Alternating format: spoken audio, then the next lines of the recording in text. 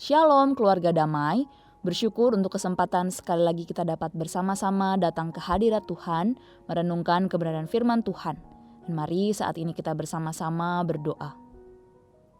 Tuhan Yesus, kami bersyukur untuk rahmat Tuhan yang selalu baru di dalam kehidupan kami. Hari ini kami diberikan kesempatan sekali lagi untuk mendengarkan kebenaran firman Tuhan. Kami rindu firman Tuhan menjadi kekuatan, menjadi sukacita, menjadi penopang kehidupan kami sehari-hari. Berbicaralah ya Tuhan kepada setiap kami siap mendengarkan.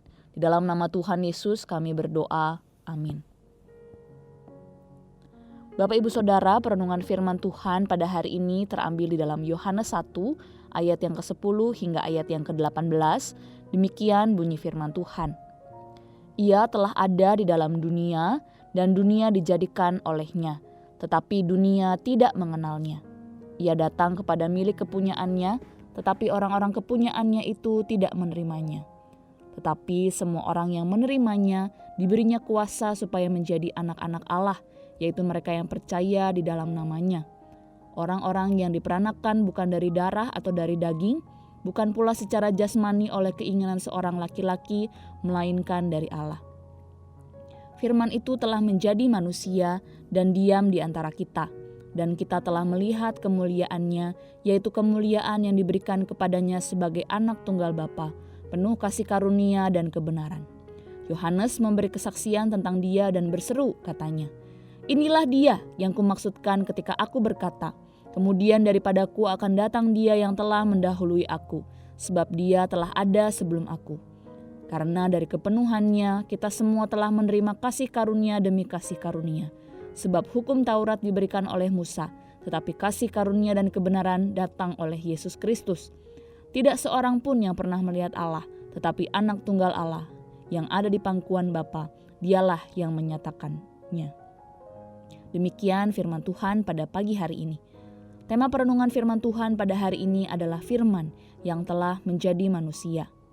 Bapak Ibu Saudara, dewasa ini kita hidup di dalam masa yang memudahkan kita untuk membagikan kegiatan ataupun memperhatikan kegiatan orang-orang di sekitar kita. Bapak Ibu Saudara yang memiliki sosial media, baik itu di Facebook, Instagram, ataupun di WhatsApp, biasanya seringkali kita membagikan cerita hidup ataupun hal-hal yang berkaitan dengan kehidupan kita sehari-hari. Sekilas kita tahu bagaimana kehidupan orang lain, sekilas kita mengenal orang tersebut, tetapi tidak secara utuh kita bisa mengenal mereka. Begitu pula sebaliknya. Hanya sebagian saja yang bisa kita ketahui. Tentu kita akan lebih mudah mengenal ketika kita bertemu langsung, berinteraksi langsung, dan melihat sendiri bagaimana kehidupan orang tersebut.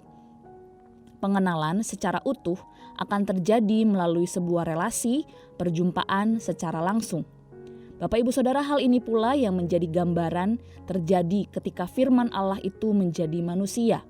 Selama ini manusia hanya mendengar kisah-kisah yang diturunkan oleh nenek moyang tentang siapa Allah, melihat tulisan-tulisan yang menceritakan tentang siapa Allah yang menciptakan langit dan bumi dan segala isinya. Bahkan manusia melakukan hukum Taurat yang telah turun-temurun diperintahkan untuk dilakukan. Tetapi Bapak Ibu Saudara, kasih karunia dan kebenaran Allah dinyatakan melalui kehadiran Yesus Kristus di tengah-tengah dunia.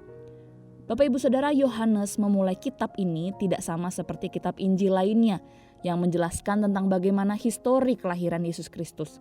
Tetapi Yohanes memulai penulisannya dengan kacamata kekekalan. Pada mulanya adalah firman dan firman itu telah menjadi manusia. Yesus Kristus itu adalah firman Allah, kalimat Allah, kata-kata Allah yang menjadi manusia di dalam tubuh jasmani Yesus Kristus. Tanpa inkarnasi Yesus Kristus di dalam dunia, tanpa Yesus Kristus yang menjadi manusia, kita tidak dapat mengenal siapa Allah yang benar. Kalau selama ini manusia tahu tentang Allah melalui hukum Taurat, melalui kisah yang diceritakan turun-temurun, kini umat manusia bukan hanya lagi sekedar tahu tentang Allah, tetapi manusia dapat mengenal Allah di dalam diri Yesus Kristus. Manusia dapat berelasi dengan Allah melalui kehadiran Yesus Kristus yang datang ke dalam dunia sebagai manusia. Firman menjadi manusia. Firman di dalam bahasa aslinya adalah logos, logik atau logika. Pikiran Allah, logika Allah, perkataan Allah itu menjadi manusia. Bapak Ibu Saudara, seringkali kita mungkin mengatakan, waduh, Tuhan itu susah untuk dimengerti, jalannya Tuhan susah untuk kita ketahui. Apa sih sebenarnya maksud Tuhan? Wah, Tuhan susah untuk kita pahami. Tetapi Bapak Ibu Saudara, di dalam inkarnasi firman Allah, di dalam Yesus Kristus, kita dapat mengenal siapa Allah, apa yang menjadi jalan pikiran Allah, apa yang menjadi rencana Allah dapat kita mengerti melalui kehadiran Yesus Kristus. Kalau kita tidak mengenal Yesus, kita tidak dapat mengenal Allah. Tidak ada yang lain, tidak ada yang lebih tinggi selain Yesus Kristus yang menjadi pewahyuan Allah tertinggi. Firman itu harus menjadi manusia supaya manusia mengenal siapa Allah. Firman itu harus menjadi manusia supaya manusia merasakan kasih pengampunan Allah. Firman itu harus menjadi manusia supaya manusia melihat sendiri bukti kasih Allah yang besar kepada manusia. Firman itu harus menjadi manusia supaya kita dapat mengenal Allah secara utuh dan memiliki relasi yang erat dengan Allah sebagai Bapa dan Anak. Bapak Ibu Saudara, kita bersyukur memiliki Allah yang mau memperkenalkan dirinya dan mau berelasi dekat, erat dengan setiap kita.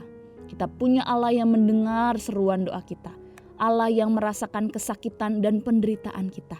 Kita punya Allah yang mau turun ke dalam dunia untuk menyelamatkan manusia yang berdosa. Allah yang mau hadir di tengah-tengah kita menjadi manusia. Firman itu menjadi rentan, firman itu menjadi pribadi, yang ilahi itu menjadi jasmani, yang kuat itu menjadi lemah, yang kaya itu menjadi sederhana. Firman itu menjadi manusia karena kasih-Nya kepada kita.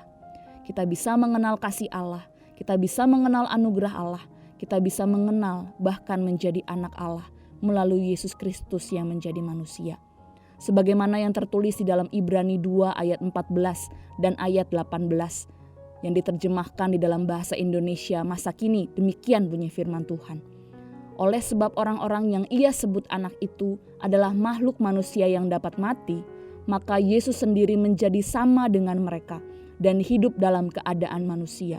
Ia berbuat begitu supaya dengan kematiannya Ia dapat menghancurkan iblis yang menguasai kematian. Ayat 18, dan karena Ia sendiri pernah menderita dan dicobai, Ia dapat menolong orang-orang yang terkena cobaan. Bapak Ibu Saudara, firman itu menjadi manusia untuk menyelamatkan kita. Firman itu menjadi manusia dan bahkan mengalami penderitaan supaya Ia dapat menolong, memberi kekuatan kepada mereka yang mengalami penderitaan. Tuhan Yesus yang telah lahir, menderita, mati, dan bangkit mengalahkan kuasa maut itu sanggup memberikan kita kuasa untuk hidup sebagai anak-anak Allah di dunia ini, melewati setiap pergumulan, penderitaan, kesusahan hidup yang kita hadapi. Tidak ada pergumulan yang terlalu besar bagi Tuhan untuk menolong setiap kita, dan tidak ada pergumulan yang terlalu kecil untuk kita melewatinya tanpa pertolongan Tuhan. Bapak Ibu Saudara, firman yang telah menjadi manusia di dalam Yesus Kristus memberi keselamatan, memberi kekuatan, memberi pengharapan, memberi sukacita dan damai sejahtera bagi engkau dan saya yang percaya kepadanya. Mari Bapak Ibu Saudara, kita saat ini bersama-sama berdoa. Tuhan Yesus, terima kasih karena Tuhan sudah mau datang ke dalam dunia menjadi manusia. Engkau mau hadir di tengah-tengah kehidupan kami, merasakan penderitaan, merasakan pergumulan, merasakan kesukaran yang kami alami. Dan karena Tuhan sudah terlebih dahulu merasakan itu semua, kami percaya Tuhan juga yang sanggup untuk menolong kami menghadapinya. Tidak ada pergumulan kami yang lebih besar daripada kuasa Tuhan untuk menolong setiap kami. Oleh sebab itu kami mau belajar untuk percaya kepada Tuhan. Kami mau belajar untuk semakin mengenal Tuhan. Kami mau belajar untuk semakin berserah kepada Tuhan.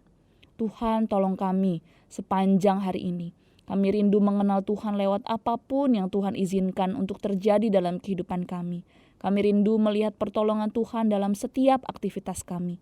Dan kami pun rindu memberikan hidup kami sepanjang hari ini untuk memuliakan Tuhan.